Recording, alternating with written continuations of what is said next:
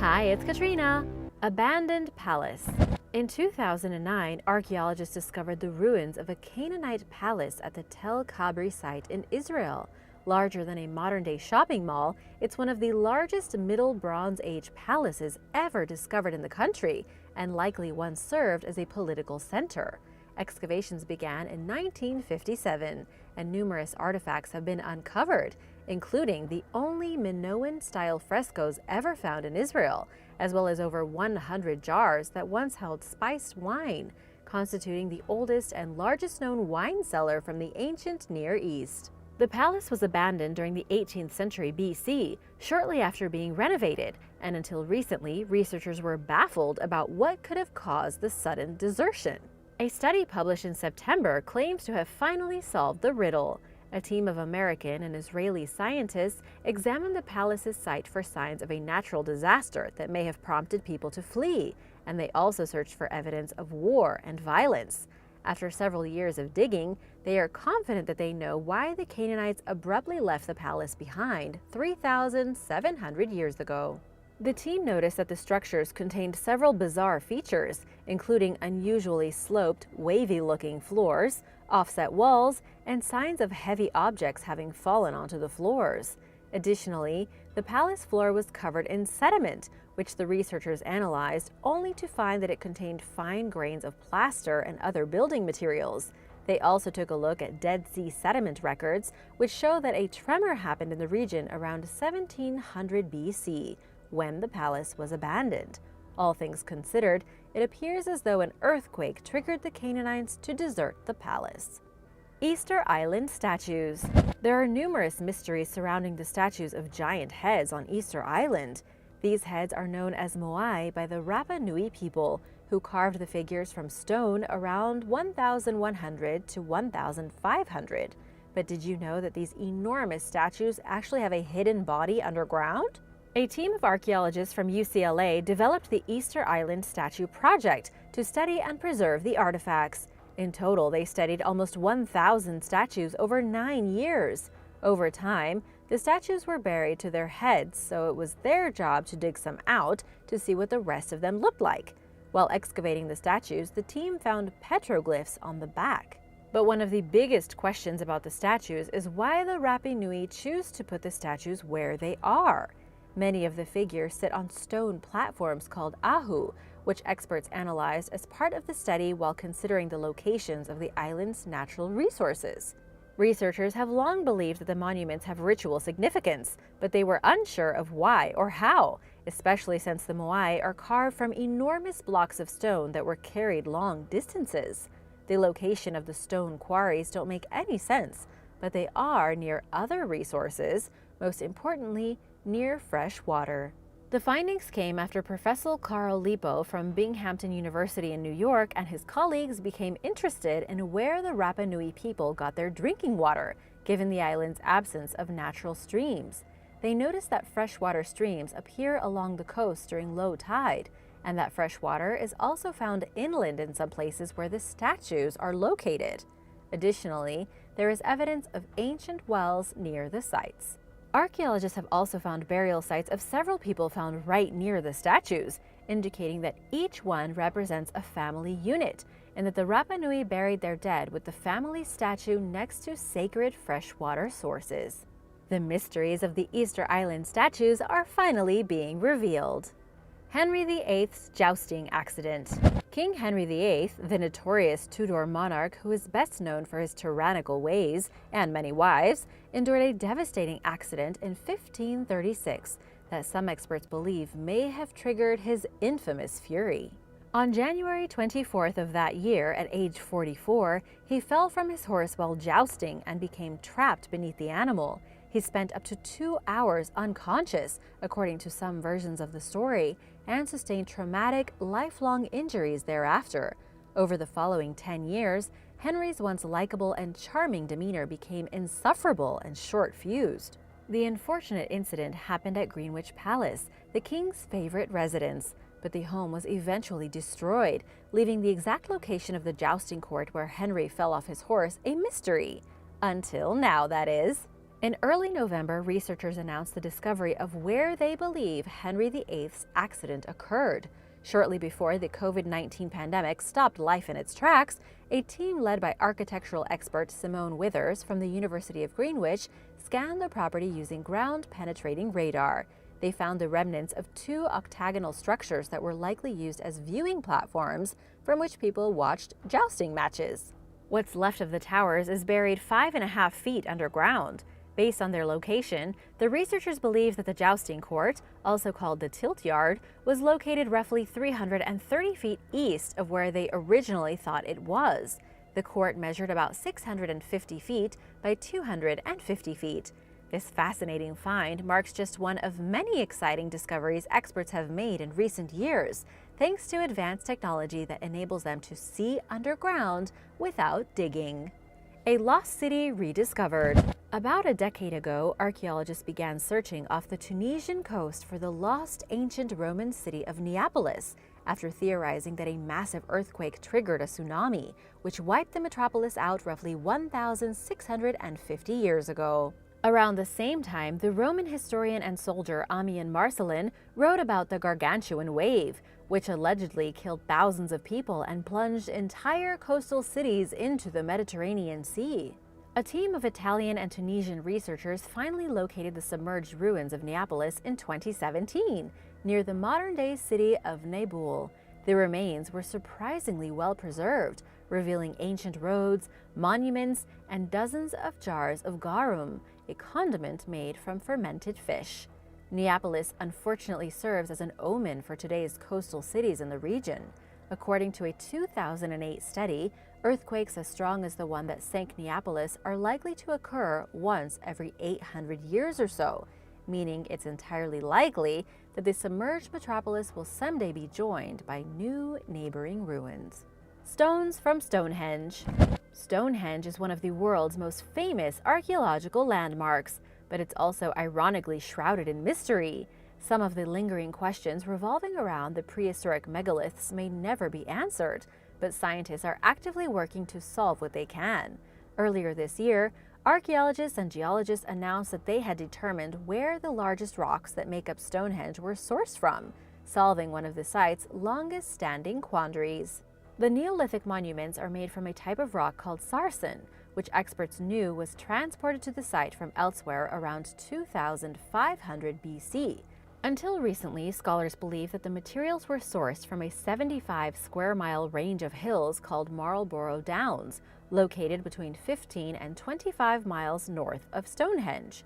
They recently narrowed this location down to the West Woods, a 2-square-mile area in Wiltshire, just south of the village of Lockridge. Archaeologist Katie Whitaker, who examined the West Woods in detail, believes that Stonehenge's builders chose to source rock from there for its size and flatness. In fact, prehistoric people sourced rock from the site to build a tomb 1,200 years before Stonehenge was constructed. Now that archaeologists know where the rock for Stonehenge came from, their next task is to figure out exactly how the massive boulders were transported and what precise route the movers used to get them from point A to point B. 2-million-year-old stone balls. 2 million years ago, long before modern humans evolved into existence, our ancestors carved out small stone balls from rock. But scientists were mystified about what they may have used these hand-sized objects for until earlier this year, when a new study suggested that the balls were like ancient can openers.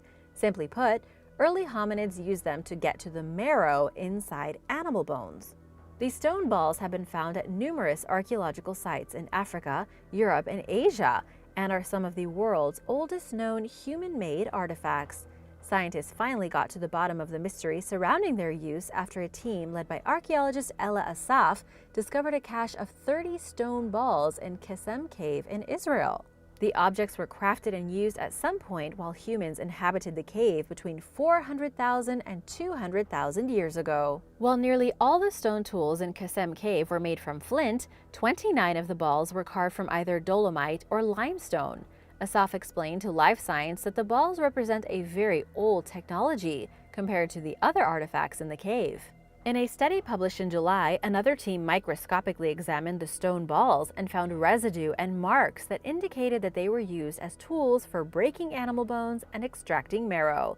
To be sure of their findings, the team broke bones using naturally occurring cobblestones, then repeated the task using deliberately shaped stone balls. They quickly determined that the purposely made balls were much better at breaking bones open than the natural stone balls were. Moreover, the man-made tools bore the same types of wear marks as the stone balls found at Kasem Cave.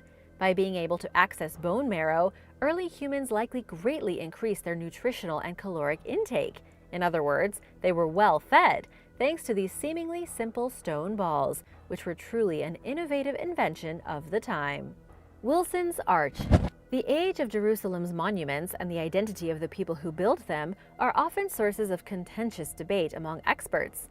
These controversies are now being put to rest, thanks to a revolutionary new radiocarbon dating method that accurately pinpoints the age of structures based on organic matter and mortar samples. A recent project carried out by an interdisciplinary team of researchers from the Israel Antiquities Authority and the Weizmann Institute focused specifically on Wilson's Arch, the first in a series of stone arches that supported a pathway leading to the Second Temple. Today, the arch sits beneath the Old City, but when it was built, it stood tall over the streets of Jerusalem. It was once 75 feet high, but is now just 20 feet above the floor beneath it, which was built from debris from the Roman destruction of the city. Previous estimates of the structure's age put the arch's construction as far back as the early Roman period, before 70 AD, the mid-Roman period, which encompassed the 1st and 2nd centuries, and the early Islamic period, which began 600 years later. The new study found that Wilson's Arch was built in 2 phases. During the first phase, sometime between 37 BC and 4 BC, the bridge was built to a width of 25 feet. Its width was doubled a few decades later during the second phase of construction, in the 1st century AD. Along with the discovery, like many others, comes more questions. Scientists are currently at a loss to explain why the structure was expanded, according to IAA archaeologist Dr. Joe Uziel, who spoke with the Times of Israel. Uziel further explained that the new dating technique that was used on Wilson's Arch, which yields extremely accurate results based on a new science called microarchaeology, will come in handy for learning more about classical monuments in other parts of the world, such as the Parthenon in Greece. America's Lost Colony. One of the biggest mysteries in the United States is what happened to the Roanoke colony. In 1587, a group of 117 British settlers led by Governor John White attempted to establish a permanent colony on Roanoke Island off North Carolina. Life was harsh in the New World, so he and a small crew headed back to England to get supplies, leaving their families behind. At first, it was supposed to be a quick trip, cross the Atlantic, get supplies and funds, and go back. But war broke out between England and Spain, and it took them 3 years to get back. 3 years is a very long time to leave a small group of people stranded in the woods. When John White arrived to Roanoke in 1590, everyone had vanished. The colony was abandoned, and there was no sign of his wife, daughter, and baby granddaughter. The deserted settlement had no human remains, no signs of violence, and the only clue was the word Croatoan carved into a tree. Theories spread as to what could have happened. Perhaps they were kidnapped, killed by Native Americans, or maybe they tried to go back to England on their own. Dozens of artifacts started to appear, with possible clues as to what happened to the colony, but differentiating between what's fake and what's real became a time-consuming task. The biggest clue seems to be the word Croatoan, an island south of Roanoke home to a tribe with the same name.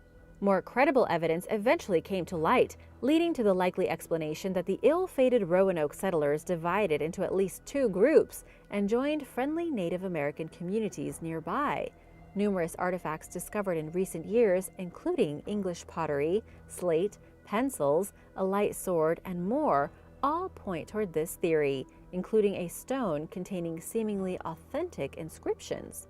They were never lost. It was made up. The mystery is over, says author Scott Dawson, who helped dig up artifacts where the colonists lived with their new communities.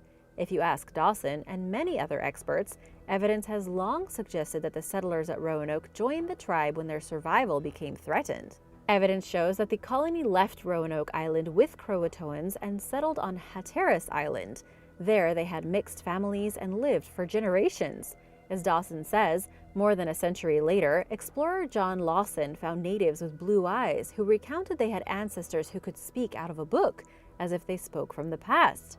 John White himself wrote of a rival tribe that killed the English and the Croatoans, so the Croatoans befriended the English as a strategic alliance. Dawson says, "You are robbing an entire nation of people of their history by pretending Croatoan is a mystery on a tree," he said. These were a people that mattered a lot, and they saved the colony from likely doom by helping them. Ancient storage containers.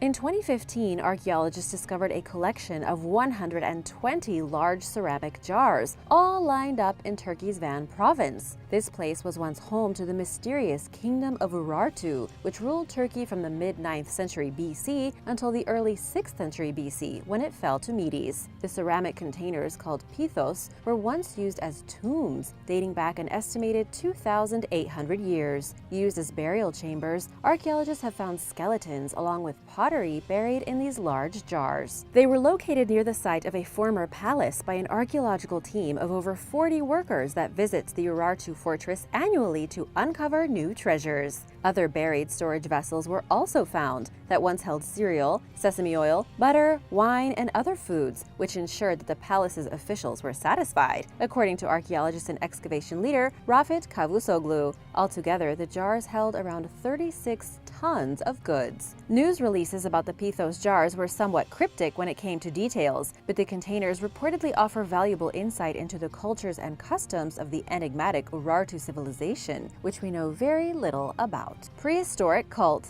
Archaeologists working in Jordan recently unearthed evidence of a prehistoric cult thanks to small figurines. Made out of flint, researchers said that the artifacts were used during mortuary rituals where ancient people would dig up their dead. The artifacts date back to 7,500 BC and were found in the Zarqa River Valley on a site that contained 7 original burials. This cult would reopen the graves to remove pieces of the skeleton or take the entire skeleton out and rebury it nearby in a new area. These ancient cult rituals are seen in many places around the world from this time period. It's hard to tell for sure what the figurines represent, but they are definitely carved by human hands. The Neolithic figures only vaguely resemble the shapes of humans, but what has convinced most is that these figurines were found among the graves. This is just one of many ancient cult rituals found around the world. These carved artifacts represent a shift in early human society, from representing animals in artwork to also including the human form.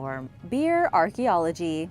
Self-proclaimed beer archaeologist Travis Rupp has turned his passion for brewing into a mission to recreate ancient ales, occasionally landing him in hot water with his employer, the Avery Brewing Company in Boulder, Colorado. His attempts have often turned out unexpectedly, to say the least. When Rupp first tried to make chica, a Peruvian beer that archaeological evidence indicates was made from chewed-up corn bits fermented in spit, the result was a mixture of gelatinous goo that qualified as anything but appetizing. During his next try at mastering the ancient beverage, the finely ground corn caused the mixture to thicken like cement, clogging the tank's drain, Rupp told National Public Radio. But he must have eventually done something right when Avery agreed to collaborate with Rupp in creating 8 ancient beers that ultimately landed on the brewery's menu. The most bizarre aspect of the experience, according to Rupp, is how drinkable the beverages are. Every one of them has gotten done, and we're like, that is so weird. That is just so cool, he said.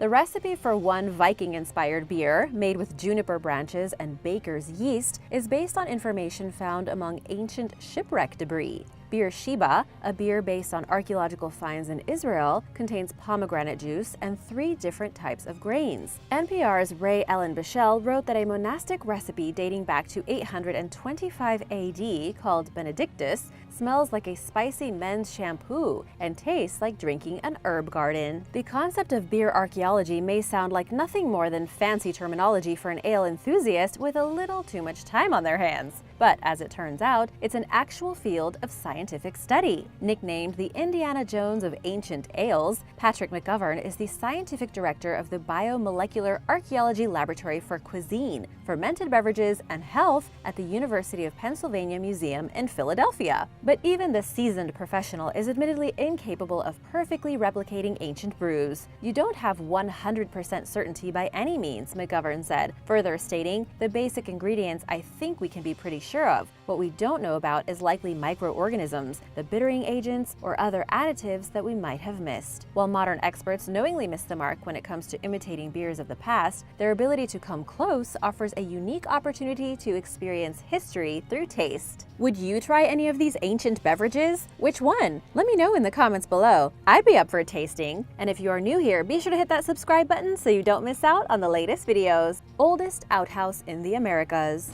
You might be surprised, but ancient dung offers some of archaeology's most valuable clues about humanity's collective past. In 2007, excavations led by University of Oregon archaeologist Dennis Jenkins turned up coprolites, a fancy term for ancient feces, in what are now known as the Paisley Caves. The arid environment preserved the droppings, which date back to over 14,000 years ago and constitute the oldest known evidence of human habitation in North America. The caves serve as the oldest outhouse archaeologists have found in the Americas. For several years thereafter, numerous experts challenged the discovery, citing the possibility that the team had encountered animal dung. The controversy was put to rest in 2017, according to a New York Times article written by Asher Elbein, when a team led by archaeologist Lisa Marie Shilito analyzed the coprolites using a technique that looks for lipids, organic compounds that are heavily resistant to DNA contamination. In addition to identifying the feces as being left behind by humans, the team also learned that the people who relieved themselves inside the Paisley Caves enjoyed a diverse diet of rodents, seeds, insects, plants, and large mammals. This might not be that big of a deal to some people, but besides giving us a lot of information about our ancient ancestors, this also changes our idea of history. It is a long-held belief that the Clovis people were the first humans to arrive in the Americas. They are known for their distinct stone tools and spearheads. The Clovis people first stepped foot in North America around 13,000 years ago, but this and other discoveries in recent years point toward an even earlier human presence. The caves are chock full of clues of pre-Clovis populations. Researchers continue to study the coprolites at Paisley Cave and from other parts of North America to find out more about how people migrated and moved around the continent and what they were doing and eating. Royal Stone Head. In 2019, a team of archaeologists led by Julian Richards unearthed a bizarre stone head among the ruins of Shaftesbury Abbey in Dorset, England. It's hard to tell who the statue was supposed to be, or even if it was a man or a woman. It has long, flowing hair, characteristic of a woman, but a strong, masculine jaw, suggesting a man. They are very excited about the quality of the statue because you can even see the eyelids. They eventually concluded that the 700-year-old stone head likely represents King Edward II, and that it was probably part of a previously unknown collection of royal sculptures at the site. It's possible that this gallery separated the public section of the abbey from the area reserved exclusively for nuns. But experts are hesitant to definitively identify the statue in question, even if they are pretty sure they know who it depicts. "It is definitely a royal figure," said Richards, who added it might be Edward II, but we're not sure. Edward II, who reigned from 1307 to 1327, is often characterized as a failure, Stephen Morris pointed out in a Guardian article about the discovery. Under his rule, the kingdom suffered an embarrassing defeat by Scottish forces, and Edward eventually surrendered the crown to his 14-year-old son. He is accused of having a sexual relationship with English nobleman Piers Gaveston, and the disgraced king was likely murdered. Shaftesbury Abbey was founded by Anglo-Saxon King Alfred the Great in 888 AD. In 1539, King Henry VIII had it destroyed when he created the Church of England. Locals would carry off building materials for constructing houses and walls, but it looks like they had little use for a statue's head, hence why the loosely identified likeness was left behind. Biblical-era marijuana use. A study from earlier this year details the discovery of frankincense and marijuana residue on 2 Iron Age limestone altars at Tel Arad. This shrine, located in Jerusalem's Beersheba Valley in southern Israel, was a holy place with ancient cult practices. The residue-covered altars date back to sometime between 750 and 715 BC. Researchers analyzed the dark substance on the artifacts after past attempts failed to identify it and determined that one altar contained marijuana mixed with animal dung, while the other held a mixture of frankincense and animal fat. This is the first time that cannabis has been identified in the ancient Near East, lead study author Erin Airy of the Israel Museum said in a statement, adding its use in the shrine must have played a central role in the cultic rituals performed there. The findings indicate that the region's Iron Age inhabitants used marijuana in ceremonies for its psychoactive properties. While slightly less surprising in nature, the frankincense identified on the other altar came from Arabia, reflecting its trade connections with the Kingdom of Judah at the time. It also represents the first known evidence of the use of frankincense in a cultic ritual. Prehistoric ear infections.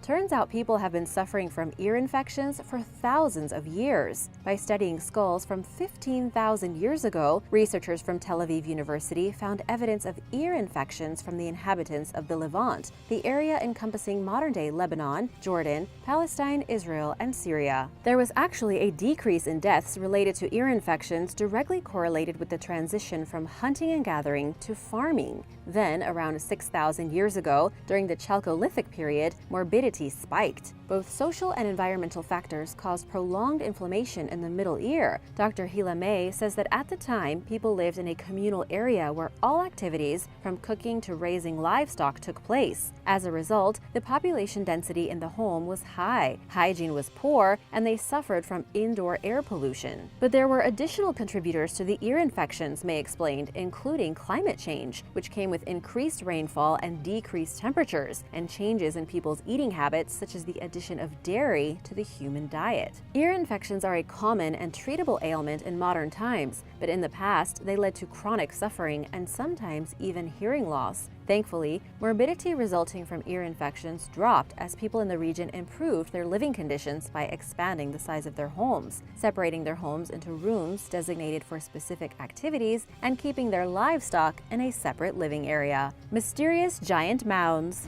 A series of 19 humongous man-made earthen and stone mounds, some as tall as a 6-story building, dot the landscape of Jerusalem's southwestern suburbs. The purpose of these strange 2,500-year-old hills is unknown, and the identity of their builders is a hotly debated topic among scholars. In a recent thorough excavation of one of the mounds, archaeologists uncovered the remnants of an old administrative building dating back roughly 2,700 years, along with several dozen stamped jar handles. Based on the findings, they believe that the site is connected with the Kingdom of Judah from the First Temple period. But the discoveries yielded more questions than answers, including why the structure was buried and what else lies beneath the soil and rock of the neighboring mounds. Their concentration in a very specific area and the huge effort required to raise them makes it very unlikely that these were just garbage dumps or heaps of stones cleared from agricultural fields. Israel Antiquities Authority archaeologist Yuval Baruch explained in an interview with Haaretz. Theories abound, including suggestions that the mounds were built by an unknown civilization that lived in the Middle East between 4,000 and 5,000 years ago, that giants built the hills as defensive structures, that the mounds served as storage units, and that the Philistines raised the formations. But previous, arguably unreliable excavations and research leave experts with little to go on in terms of solid evidence when it comes to identifying the hill's purpose, which remains a mystery for now. Gilgamesh Dream Tablet.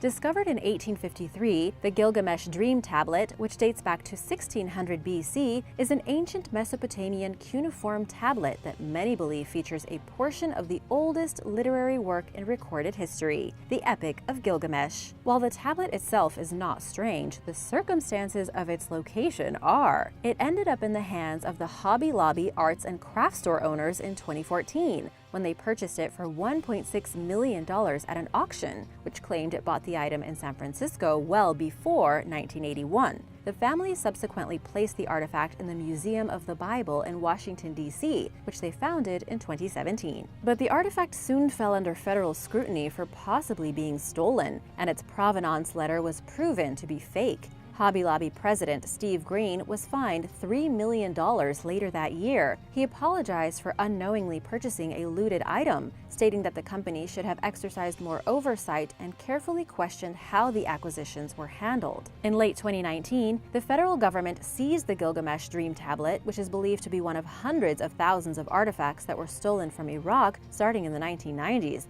and subsequently sold on the black market disguised as legitimate goods. A lawsuit favoring the Iraqi government as the object's rightful owner asserted that the tablet was purchased in 2003 from a shady antiques dealer in London, who acquired it from the family of Ghassan Riani, a former official of the Jordanian Antiquities Authority who was caught selling numerous other stolen artifacts. Shortly after the ordeal, Green announced the Museum of the Bible's plan to return 11,500 clay and papyrus artifacts lacking reliable provenance to Egypt and Iraq. Krilgenkala.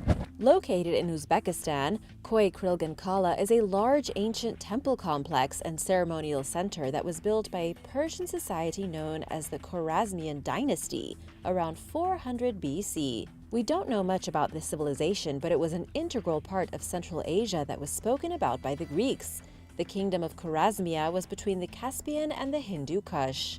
Unlike the square and rectangular Khwarezmian ruins experts were used to finding, the structures at the site are arranged in a circular pattern around a central building with fortified walls and 9 towers. Its outer walls, which measure 285 feet in diameter, contain numerous dwellings.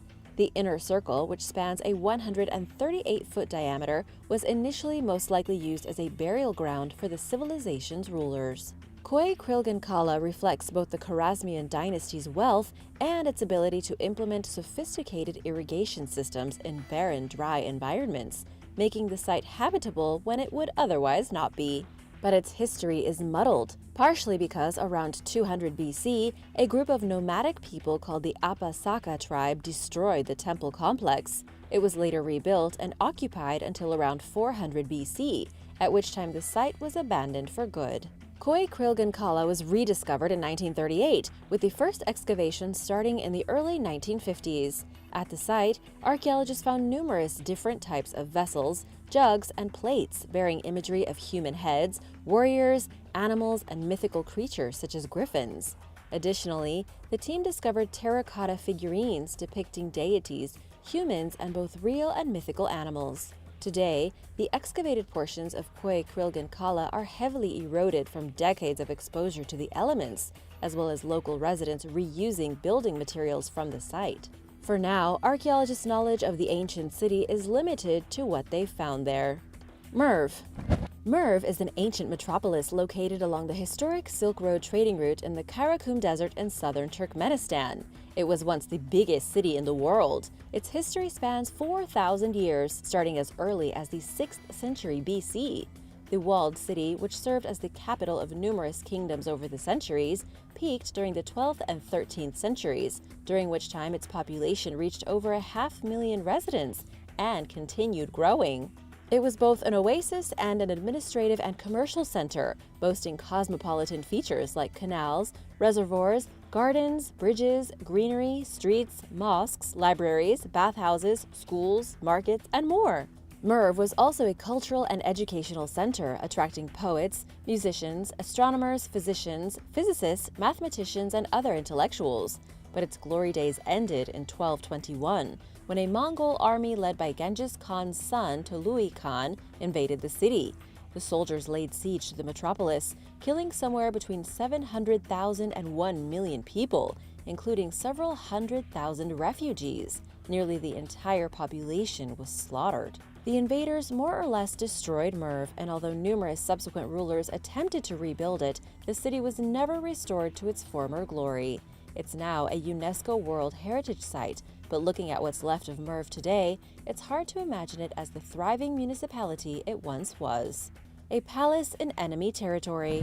During the 1940s, Russian construction workers discovered the ruins of a seemingly out-of-place ancient palace in southern Siberia, near the modern-day city of Abakan. The 2,000-year-old structure resembled a typical Han Dynasty palace, leading experts to wonder what it was doing in Russia, close to the Mongolian border, far from the Han Empire's regional stronghold in China. To make things even weirder, the palace was located in territory that once belonged to the Xiongnu, the Han Dynasty's arch-enemy. The Xiongnu were a relentless nomadic society that came to dominate much of Central Asia in the 3rd and 2nd centuries BC, prompting kingdoms in northern China to build barriers that eventually formed the iconic Great Wall. Using Chinese records, researchers formulated 2 theories that may explain the out-of-place palace. One possibility is that it belonged to Lu Feng, a man who fraudulently claimed the Han Dynasty throne and defected to Xiongnu territory. Another, slightly more complicated theory suggests that Li Ling, who led a 30,000-strong Han army into Xiongnu territory, surrendered to the enemy upon suffering a major defeat, causing the Han ruler, Emperor Wu, to mistakenly believe that Li was a defector. As a result, Li's family was brutally punished. He ironically defected, this time for real, and taught Han military techniques to Xiongnu warriors. He may have received permission to build the palace as a reward for his services. While both theories are plausible, they also both remain unproven, and therefore up for debate. Kemune. Last year, the ruins of a Bronze Age city called Kemune appeared when a drought dried up Iraq's Mosul Dam reservoir. Researchers had originally discovered the site in 2010, but were unable to study it until water levels were low enough to expose it. At the site, archaeologists identified a palace with 22-foot-tall walls and chambers that once held vivid paintings. Before becoming submerged, it was located to the south of the rest of the city and overlooked the Tigris River from just 65 feet away. The ruins date back to sometime between the 15th and 14th centuries BC, when the mysterious Mitanni Empire ruled parts of Syria and Mesopotamia. Very little is known about the civilization, and the palace is one of just 4 that have ever been found at Mitanni archaeological sites.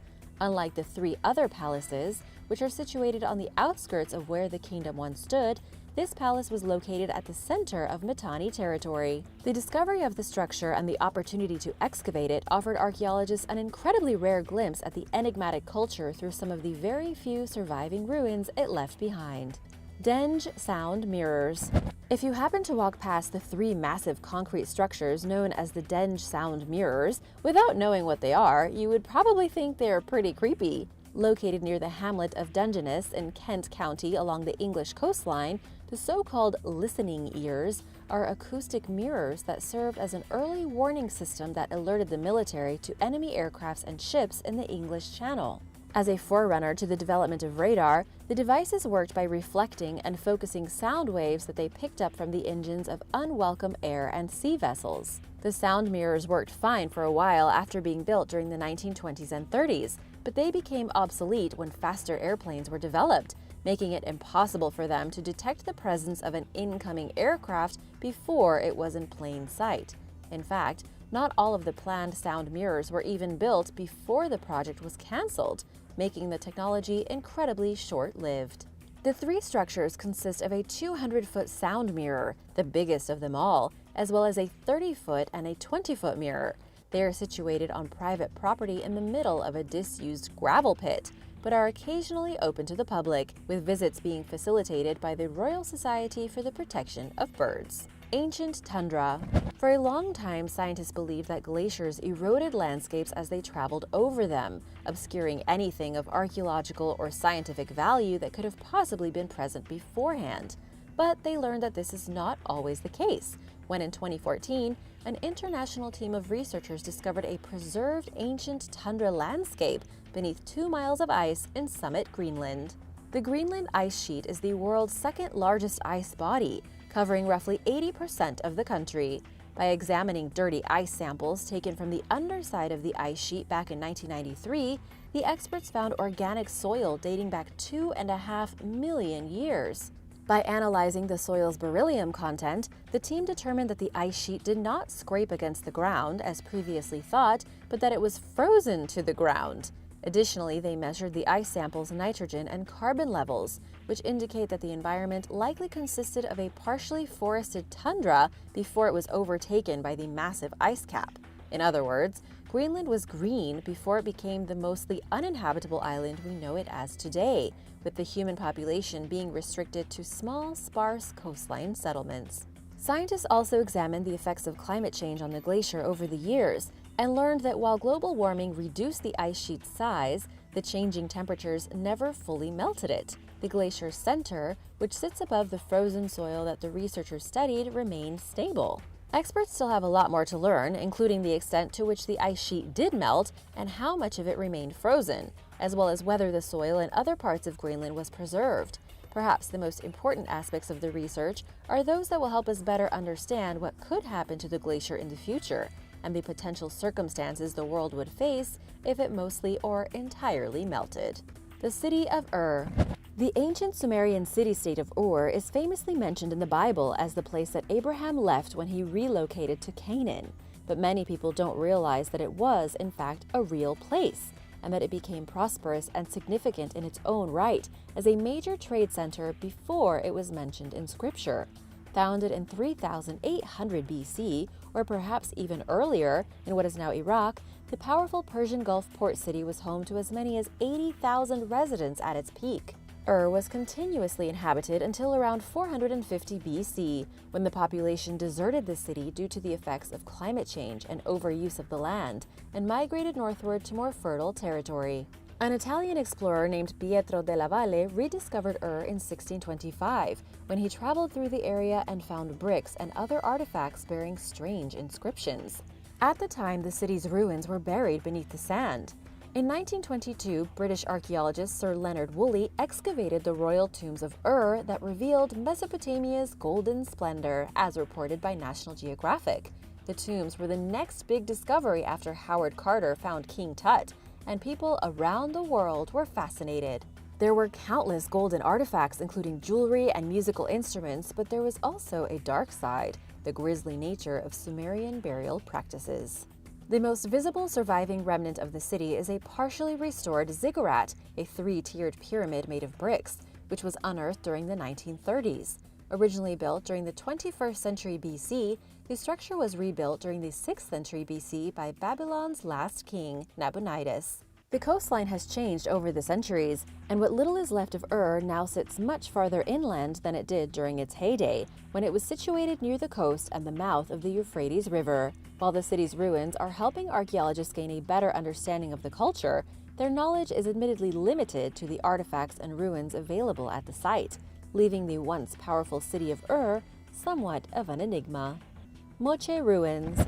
In early 2018, archaeologists announced the discovery of a ceremonial banquet hall and other artifacts left behind by the cryptic Moche culture at the Huaca Limón de Ucupe monument in northern Peru.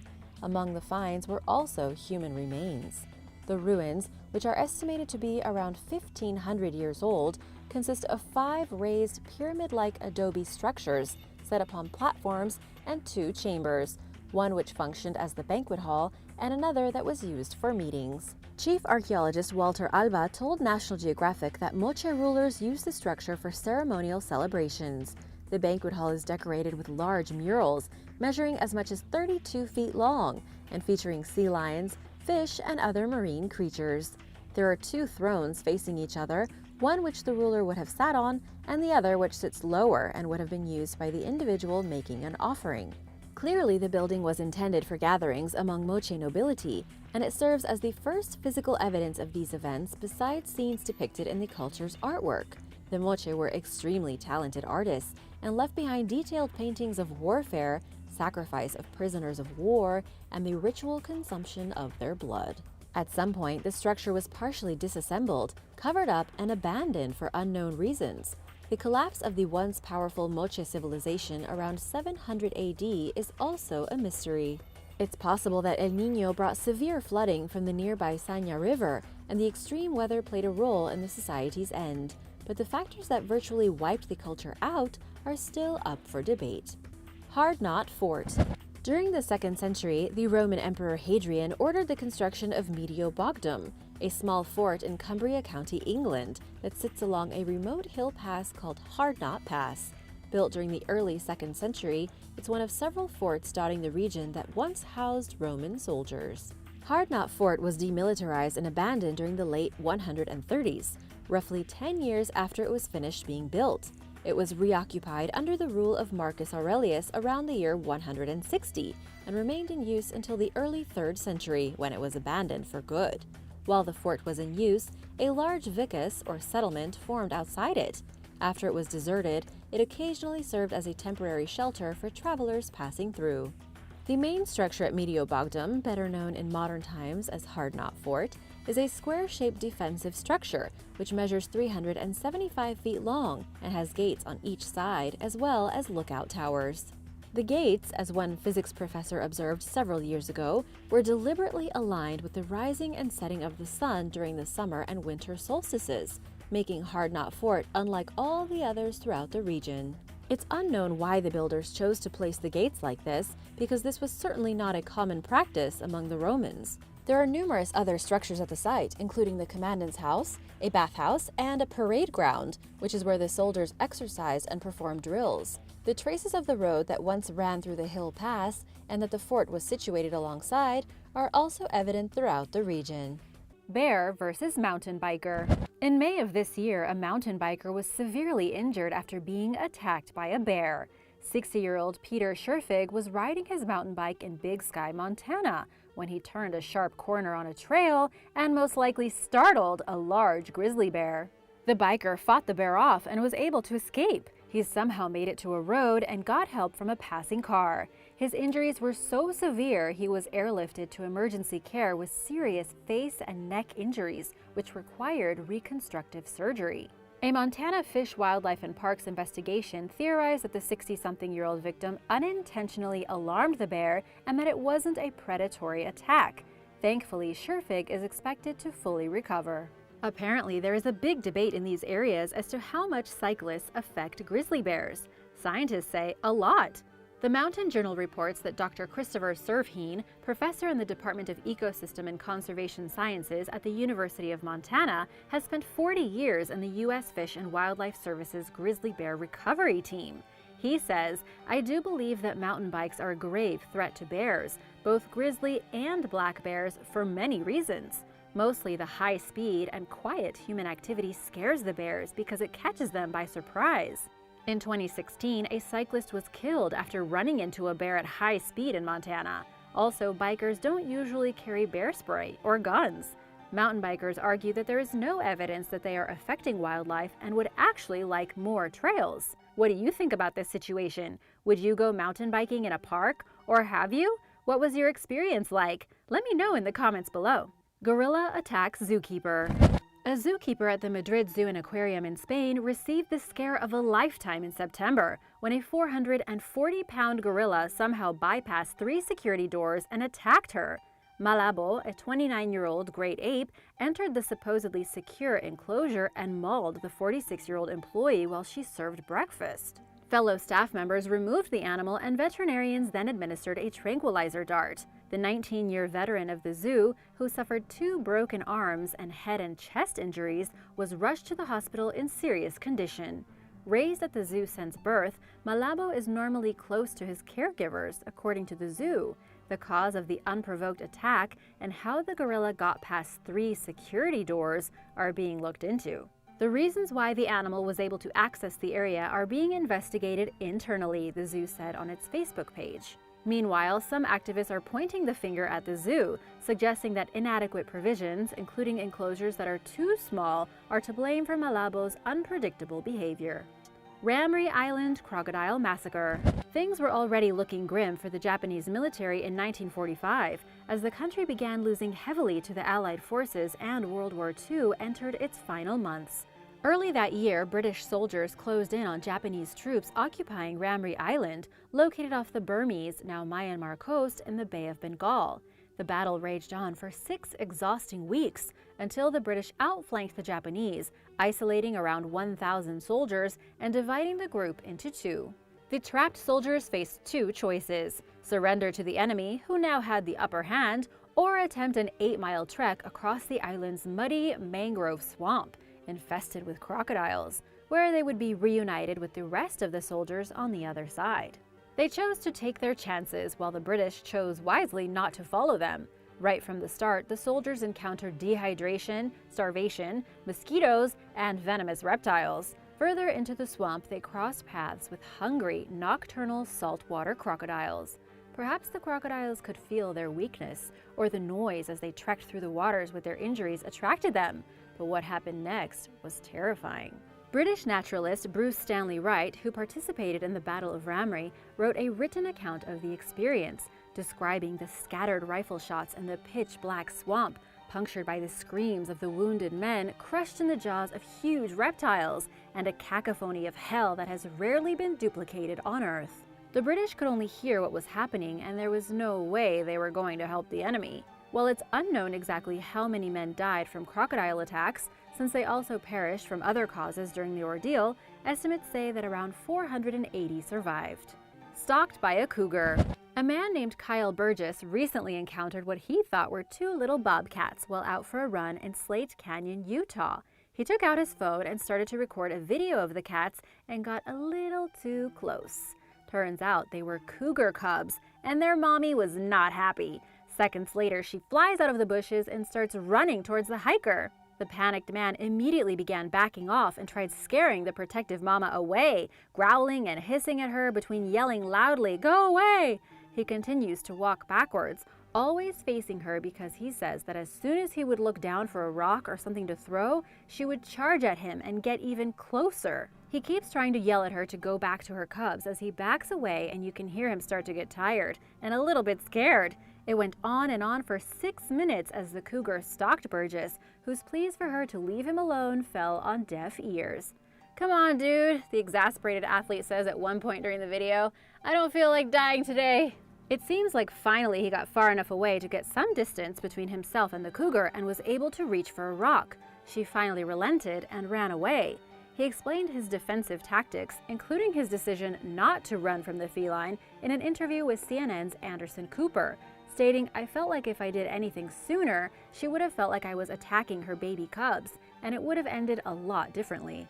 His thinking was on point. A video posted to the Utah Division of Wildlife Resources Facebook page following the encounter cautions against fleeing from a cougar. As soon as you turn around, they might jump on your head. Instead, a person should slowly back away, stand tall, wave their arms or jacket in the air, and use a loud, firm voice. All the things that Burgess did. Wild monkeys versus park rangers. Park rangers at a national forest have practically given up on trying to protect tourists from wild monkeys called macaques. They have actually resorted to using slingshots, flinging projectiles at the protected monkeys. Located at the Zhangjiajie National Forest Park in central China's Hunan province, footage of a ranger aiming the weapon toward the forest went viral on Chinese social media, sparking widespread outrage among activists and prompting reporters to reach out to park officials. The park confirmed that the rangers are indeed using slingshots to prevent macaque attacks on humans, which officials claimed happens regularly. The monkeys at the park attack the tourists almost on a daily basis, a spokesperson told the Chinese news website Feidan. In an earlier interview, the park admitted that most attacks resulted from people feeding the primates, which is against the rules. After the monkeys are fed, they often follow the feeders and even snatch food from tourists, explained site manager Shang Li. The park visitor who filmed the disturbing video can be heard asking one of the rangers who ordered them to use the slingshot on the animals, to which the staff member replied, "The Environmental Protection Departments," the Daily Mail reported. The park spokesperson defended the unconventional strategy, pointing out that the plastic projectiles that the slingshots use don't actually harm the macaques. And while not everyone was happy with the idea, some internet users appear to support it, citing first-hand experience with the allegedly aggressive creatures. At this reserve, people often come to take a stroll and enjoy nature, but the monkeys will snatch other things besides food, too. A boy was playing with a toy while out on a walk with his father and dropped it. A monkey came and grabbed it, so the boy chased after it right into the whole group, which then attacked the boy and started scratching and biting him. His father came to his aid and was also attacked, with the monkeys now after both of them. The father said it was pretty terrifying and didn't stop until a security guard came to the rescue. Not sure if he had a slingshot. Thailand is also having some big monkey problems. The historic city of Lopburi is under siege by crab-eating macaques. Their growing population is terrorizing the human community by threatening to destroy property or bite anyone who gets in the way. the Buddhist community would leave out a lot of food offerings, which would be eaten by the monkeys. Since the coronavirus lockdown, the monkeys have gotten hungry and more aggressive. A woman was almost bitten while waiting in line at the bank, so a police officer came over with a slingshot to scare it away. They wander into stores, chewing on things, stealing things, climb into pickup trucks at stoplights, and attack fruit stands like a gang. There is little to do to fend off the macaques, and the people are worried about how to get their town back. What do you think these places should do about their monkey problem? Do you think slingshots are a good idea, or is it too harsh? Let me know what you would do in the comments below. It seems mean, but I would be pretty scared if I was getting surrounded by a gang of monkeys. Hungry young buck. It's often tempting to feed an adorable wild animal, especially one that appears distressed. But as this example shows, a seemingly harmless act motivated by good intentions can quickly backfire on the community. While walking her dog in the Black Forest area of El Paso County, Colorado, a woman was approached by a deer. Assuming the creature wanted a harmless cuddle, she reached toward him, only to receive a sharp jab in the abdomen from his antlers in return. When she realized she was under attack, the victim said she dropped her dog, grabbed the deer's antlers, and she and the animal fell to the ground, Colorado Parks and Wildlife said in a statement.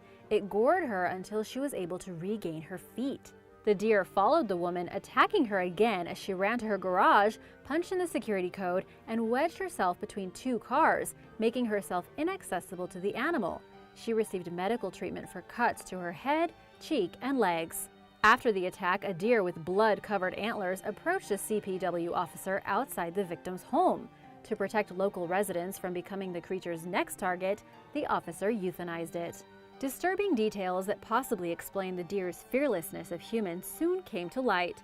As it turns out, at least one of the victim's neighbors was known to feed the 1.5-year-old buck and is suspected of raising the animal after he became orphaned. CPW announced plans to issue a citation to the suspect once the investigation concludes. This is another sad example of what happens when people feed wildlife, said CPW Area Wildlife Manager Frank McGee. They become habituated to people, lose their fear, and become aggressive and dangerous. This is why it is illegal to feed deer and why we urge people to make them feel uncomfortable in neighborhoods. Remember, as they say, the road to hell is paved with good intentions. The disturbing incident was the latest in an apparent uptick of deer attacks against humans. Just months earlier, a deer was euthanized after approaching a 5-year-old boy in his yard and hitting him with his hooves.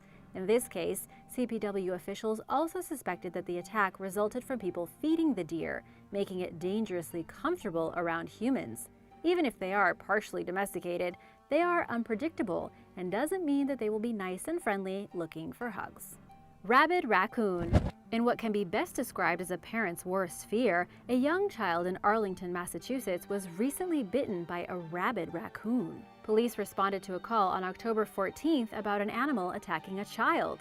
The incident happened in the family's backyard, where a large raccoon approached the little one and began scratching and biting its victim. The kid's mother chased the offending party away and dialed 911. The victim, who is less than 5 years old, was taken to the hospital and received treatment for their injuries. Thankfully, the prognosis was good, with doctors concluding that the child will be okay. Meanwhile, police searched the area for the raccoon and found the suspect a little over an hour later. The creature was lethargic, a telltale sign of rabies, and was humanely euthanized. Animal Control reported to the scene and collected the specimen for rabies testing. The results were positive, prompting officials to remind the public to be cautious and vigilant. Rabies is a serious virus that attacks the brain and spinal cord. Victims must receive medical care before they become symptomatic. Otherwise, rabies is almost always fatal. Only 14 people are known to have survived rabies after showing symptoms, enduring a long, arduous road to recovery. Gianna Giese, the first person to survive rabies without a vaccination, spent 6 days in a medically induced coma and 75 days in the hospital after being bitten by an infected bat at age 15. She presented to the ER 3 weeks after the incident and near death. By shutting down her brain and administering antiviral drugs, doctors gave Gianna's body a chance to develop antibodies and combat the disease. The teen miraculously survived, but the healing process was no picnic. She had to relearn how to walk, talk, and perform basic functions. It took several months for Gianna to regain her cognitive functions and about a year for her to recover her other lost abilities. Grizzly bear versus fisherman. A group of anglers in Alaska were attacked by a bear earlier this year. A fishing guide was taking some people to a nearby stream that is also popular with male grizzly bears. The guide says that they typically stay out of each other's way, but something had angered this grizzly and they suddenly heard a growl right next to them. They were talking loudly as they walked to warn animals of their presence, but the bear must have been sleeping, and you know what they say. The sleeping bear must have jumped up and charged. A woman fell down and the bear lunged at her right as the guide pulled out his gun and shot it. She said that it was close enough to almost bite her face. He struck the animal with 7 shots, and he says that it was the first time this had ever happened to him in his career. In Alaska, if you kill a bear in self-defense, you must report it immediately. What would you have done in this situation? Do you think they could have done something differently? Let me know in the comments below. In another story, also in Alaska, some unsuspecting fishermen were standing right on the riverbank with their lines in the water when a huge bear appeared right behind them. Luckily, this encounter was peaceful, and it looks like the bear was just sniffing around for some salmon. Bears walk up and down the bank all day, searching for fish, and if they see something, they will splash into the water to try and get it. Katmai National Park in Alaska has strict rules to keep bears and humans safe. Most importantly is that they require all food to be stored in special canisters, so the animals never taste people food. While there are often peaceful encounters of bears with humans, the park still warns that they are wild and unpredictable. The bear in this case took a look at what the fishermen were doing and just lumbered on down the bank. Fatal tiger encounter. In late September, a tiger attacked and killed a 60-year-old woman in the western Indian state of Maharashtra. The attack occurred in a field between 2 villages, Patanbori and Andharwadi, and the offender decided to hang around for a while afterward. The tiger sat at the area after the kill for a long time before locals could retrieve the body and send it for a post-mortem examination, a forest official said. In the days leading up to the attack, the big cat was seen throughout various villages in the forest reserve, and it is also thought to be responsible for attacking a farmer who was injured but survived. Big cat attacks appear to be on the rise in India in recent years, likely due to humans and wildlife living in increasingly close proximity to one another. In early October, a so-called problem tiger, known simply as RT1, claimed its 8th victim, a senior citizen named Maroti Pendam. The 70-year-old was mauled to death after entering the forest to collect firewood. Concerned locals found the missing man's partially eaten remains early the next day. A dedicated team of trackers works tirelessly to monitor tigers' whereabouts, and a special committee is tasked with assessing the dangerousness of big cats who attack people and decides whether to capture them for the sake of public safety. USS Indianapolis shark attack. The USS Indianapolis left Guam in late July 1945 after delivering crucial bomb components to the Pacific island of Tinian. Their mission was quite important as these components were later used in the atomic bomb that the US military dropped on Hiroshima. But as the ship traveled toward the Philippines, a Japanese submarine fired 2 torpedoes into the ship, causing the vessel to sink in just 12 minutes. Around 300 of the 1,196-person crew went down with the ship. The 900 survivors spent the next several days stranded at sea, battling dehydration, sun exposure, starvation, and shark attacks. Some men caved and drank salty seawater in a desperate attempt to quench their unbearable thirst, causing terrifying hallucinations, followed by death.